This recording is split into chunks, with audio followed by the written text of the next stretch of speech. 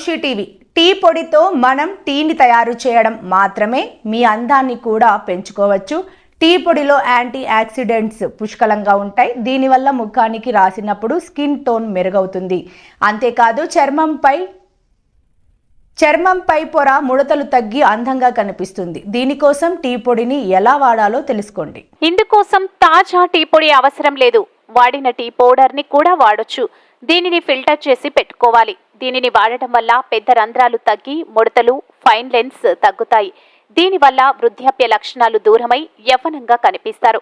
మీ చర్మంపై రంధ్రాలు ఉంటే ఓ చెంచా అలోవెరా జెల్ వేసి ఓ చెంచా టీని మిక్స్ చేసి ముఖానికి అప్లై చేయాలి. 15 నిమిషాల తర్వాత మసాజ్ చేసి క్లీన్ చేయండి.